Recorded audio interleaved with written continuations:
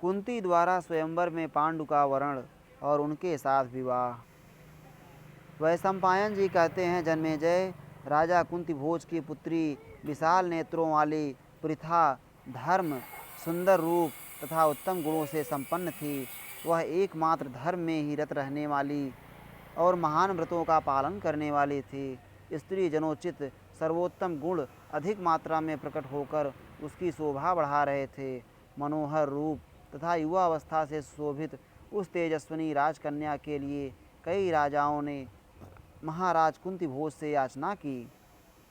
राजेंद्र, तब कन्या के पिता राजा कुंती भोज ने उन सब राजाओं को बुलाकर अपनी पुत्री पृथा को स्वयंवर में उपस्थित किया। मनस्विनी कुंती ने सब राजाओं के बीच रंगमंच पर बैठे हुए भरतवंश शिरोमणि नृपश्रेष्ठ पांडु को देखा। उनमें सिंह के समान अभिमान जाग रहा था। उनकी छाती बहुत चौड़ी थी, उनके नेत्र बैल की आँखों के समान बड़े बड़े थे, उनका बल महान था। वे सब राजाओं की प्रभा को अपने तेज से आच्छादित करके भगवान सूर्य की भांति प्रकाशित हो रहे थे। उस राज समाज में वे द्वितीय इंद्र के समान विराजमान थे। निर्दोष अंगों वाली कुंती भोज कुमारी शुभ लक्षणा कुंती स्वयंवर की रंगभूमि में नरश्रेष्ठ पांडु को देखकर मन ही मन उन्हें पाने के लिए व्याकुल हो उठी। उसके सब अंग काम से व्याप्त हो गए और चित्त एक बारगी चंचल हो उठा। कुंती ने लजाते लजाते राजा पांडु के गले में जयमाला डाल दी। सब राजाओं ने जब सुना कि कुंती ने महाराज पांडु का वरण कर लिया, तब वे हाथी, घोड़े एवं रथों आदि वाहनों द्वारा जैसे आए थे वैसे ही अपने अपने स्थान को लौट गए। राजन, तब उसके पिता ने पांडु के साथ शास्त्र विधि के अनुसार कुंती का विवाह कर दिया।